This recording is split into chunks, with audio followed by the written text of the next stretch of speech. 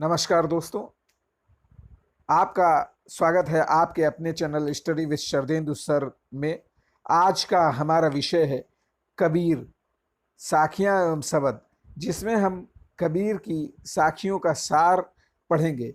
किंतु पाठ को प्रारंभ करने से पहले हमारा आपसे यह अनुरोध है कि हमारी आने वाली हर वीडियो की नोटिफिकेशन सबसे पहले पाने के लिए हमारे चैनल को सब्सक्राइब करें, लाइक करें, शेयर करें और बेल आइकन को प्रेस करें।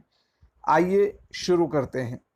निर्गुण काव्य धारा की ज्ञानाश्रयी शाखा के प्रतिनिधि संत कवि कबीर के जन्म और मृत्यु के बारे में अनेक किंवदंतियां प्रचलित हैं। कहा जाता है कि सन 1398 में काशी में उनका जन्म हुआ और सन 1518 के आसपास मगहर में देहांत। कबीर ने विधिवत शिक्षा नहीं पाई थी, परंतु सत्संग, पर्यटन और अनुभव से उन्होंने ज्ञान प्राप्त किया था। भक्तिकालीन निर्गुण संत परंपरा के प्रमुख कवि कबीर की रचनाएं मुख्यतः कबीर ग्रंथावली में संग्रहित हैं, किंतु कबीर पंथ में उनकी रचनाओं का संग्रह बीजक ही प्रमाणित माना जाता है। कुछ रचनाएं गुरु ग्रंथ साहब में भी संकलित हैं। कबीर अत्यंत उदार, निर्भय और सदगृहस्थ संत थे। राम और रहीम की एकता में विश्वास रखने वाले कबीर ने ईश्वर के नाम पर चलने वाले हर तरह के पाखंड, भेदभाव और कर्मकांड का खंडन किया।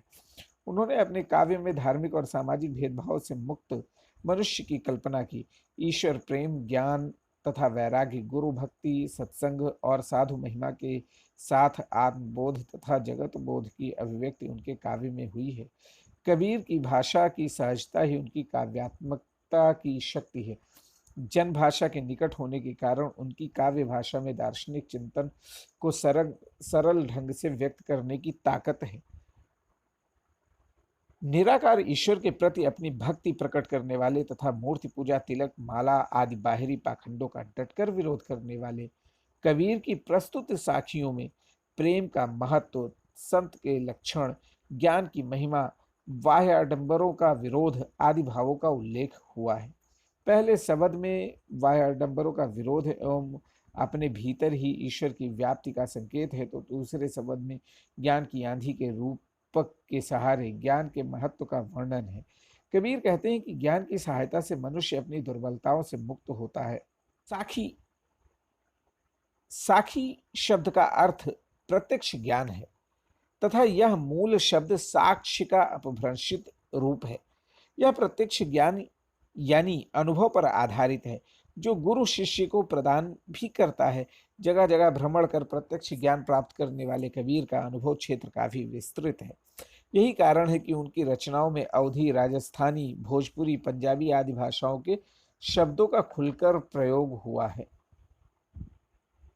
प्रथम साखी है, मान सरोवर सुभर जल, हंसा के लिकराई, मुक्ता फल मुक्ता चुगे, अब उड़ी अनत न जाही। कबीरदास जी कहते हैं कि पवित्र जल से भरे हुए मानसरोवर में हंस दिन रात क्रीड़ा मग्न रहता है। जिस प्रकार हंस को दिन रात मुक्ता फल चुगने को मिले, तो वह भला उस स्थान को छोड़कर कहीं और क्यों जाएगा। ठीक उसी प्रकार इस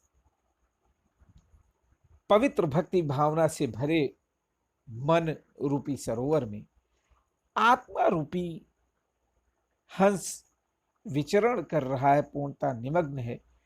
उसे भक्ति के पावन मोती चुगने को प्राप्त हो रहे हैं, अतः वह इस स्थान को छोड़कर कहीं अन्यत्र जाने का विचार कर ही नहीं सकता है। यह भक्ति भावना की चरम अवस्था है, जहां आत्मा का परमात्मा से मिलन हो जाता है। यहाँ मानसरोवर से तात्पर्य है मन रूपी सरोवर, और जो लौकिक अर्थ है वह है हिमालय स्थित सरोवर। हिमालय पर एक सरोवर स्थित है जिसको मानसरोवर के नाम से जाना जाता है। सुभर सुभर अर्थात अच्छी तरह से भरा हुआ या पवित्र। हंसा हंस की लौकिक अर्थ है हंस, लेकिन आध्यात्मिक रूप से देखा जाए तो परमात्मा में लीन साधक या आत्मा को कहा गया है। केली का अर्थ होता है क्रीड़ा, कराही माने करते हैं। मुक्ताफल, मुक्ताफल माने मोती। अनत, अनत माने अन्यत्र कहीं। आइए दूसरी साखी देखते हैं। प्रेमी ढूंढत मैं फिरूं, प्रेमी मिले न कोई, प्रेमी को प्रेमी मिले, सब विष अमृत होए। ढूंढत, ढूंढत माने खोजते फिरना, फिरो माने घूमना, प्रेमी माने प्रेम करने वाला, भक्त या साधक, ईश्वर या परमात्मा, विष जहर।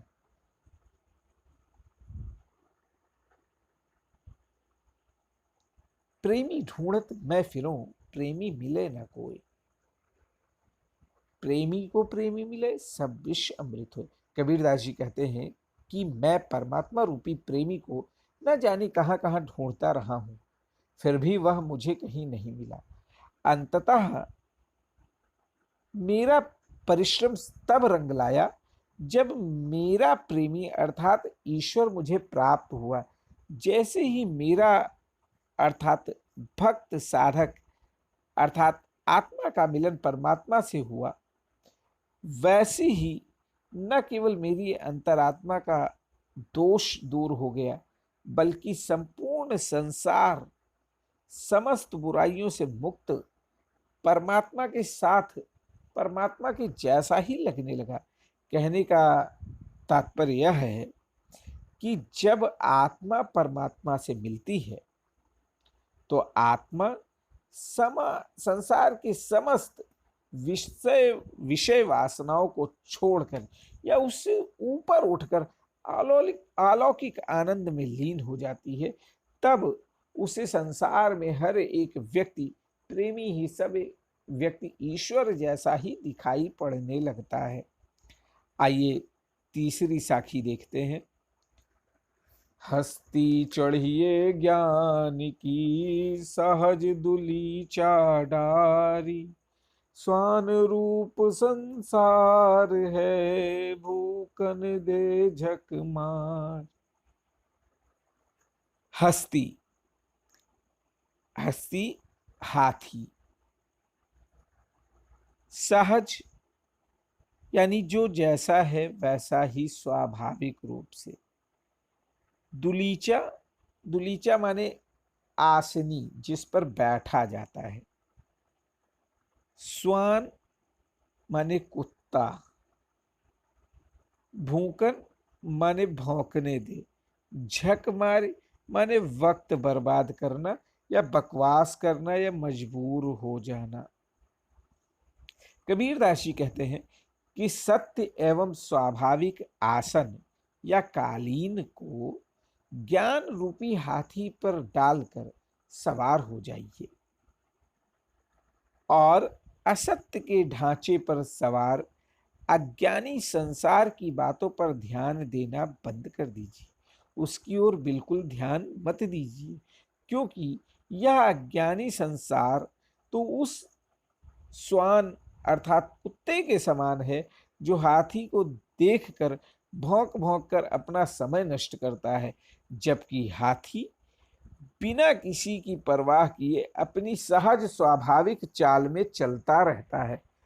उसी प्रकार सत्य के साधक को संसार की चिंता किए बिना अपने सहज मार्ग पर चलते रहना चाहिए। कबीरदास जी कहते हैं कि मनुष्य को अपने ज्ञान को इतना समृद्ध और विशाल बना लेना चाहिए कि असत्यता और अज्ञानता का प्रभाव उस पर थोड़ा भी न पड़ने पावे। साथ ही उनका कहना है कि ज्ञान ही परमात्मा तक पहुंचने का एकमात्र साधन है। इसलिए ज्ञान प्राप्त करने के लिए हमें संसार की आलोचनाओं की तरफ ध्यान नहीं देना चाहिए, हमें केवल अपने ज्ञान प्राप्ति में ही लगन लगाए रखना चाहिए। चौथी साखी देखते हैं। पखा पखी के कारणे सब जग रहा भुलान, निरपख हुई के हरि भजे सोई संत सुजान। पखा पखी अर्थात पक्ष विपक्ष, कारणे माने कारण, जग माने संसार, भुलान माने भूला हुआ या भूल गया, निरपख, निरपख माने निरपेक्ष यानी पक्ष रहित होकर निष्पक्ष होना, सोई, सोई माने वही, सुजान माने ज्ञानी या जानकार। कबीरदास जी कहते हैं कि भक्ति के मार्ग में भी कई संप्रदाय अपनी अपनी ढपली से अपना अपना राग अलाप रहे हैं, अर्थात जैसी भाव, अर्थात भक्ति जैसे भाव भी पक्ष विपक्ष से अलग नहीं रह गए हैं, उनमें भी पक्ष विपक्ष लगा हुआ है, अर्थात सब कोई अपने अपने को अच्छा कहने में लगा है, सब अपने को अच्छा और दूसरे की बुराई करने में सब लगे हुए हैं। यहाँ पर भी कोई पक्ष विपक्ष से अछूता नहीं रह गया है।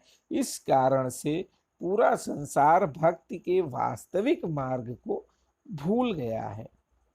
और यदि हमें सच्ची भक्ति प्राप्त करनी है तो इस पक्ष विपक्ष को छोड़कर निरपक्ष होकर, अर्थात पक्ष विपक्ष के दलदल से मुक्त होकर निष्पक्ष होकर हरि अर्थात भगवान का भजन करना होगा। सच्चे अर्थों में वही संत ज्ञानी कहलाएगा जो निष्पक्ष होकर हरि का भजन करेगा, अर्थात भक्ति के सहज मार्ग पर तर्क वितर्क पक्ष विपक्ष का कोई स्थान है ही नहीं। इसलिए ईश्वर की प्राप्ति के लिए भक्ति के मार्ग पर निष्पक्ष होकर हरि में लीन हो जाना चाहिए। आइए पांचवा देखते हैं। हिंदू मुआ राम कही मुसलमान खुदाई, कहे कबीर सुजीवता जो दुहू के निकट न जाई। मुआ, मुआ माने नकारा या मरा हुआ या मर गया। कही, कहे, कहे माने कहता है, खुदाई माने खुदा या अल्लाह से जुड़ी हुई चीजें, खुदा से संबंधित चीजें। सो माने वही, जीवता माने जीता है, जीवित रहता है, दुहू माने दोनों के, निकट माने पास या नजदीक, अर्थात हिंदू और मुसलमान दोनों, कोई हिंदू राम राम कहकर और मुस्लिम अल्लाह अल्लाह के नाम पर इतने भ्रमित रहते हैं कि उनके नाम के सही अर्थ और महत्व को भूल कर धार्मिक अंधविश्वासों को बढ़ावा देने लग जाते हैं। यह सच्चा धर्म नहीं है। कबीरदास जी कहते हैं कि जो साधक इन कृत्रिम अर्थात हिंदू मुसलमान से ऊपर उठकर इन मार्गों से दूर रहकर अपने चेतन को महत्व देता है, अर्थात केवल एक ईश्वर को महत्व देता है, वही सच्चा साधक है और वही अपने सद विचारों के कारण, अच्छे विचारों के कारण जीवन पर्यंत एवं जीवन के बाद भी जीवित रहता है। ऐसे साधक सार्वभौमिक सत्य को महत्व देते हैं, अर्थात जो वास्तविकता है उसी को महत्व देते हैं। आइए अगला देखते हैं। काबा फिर काशी भया राम ही भया रहीम, मोट चून मैदा भया बैठ कबीरा जी।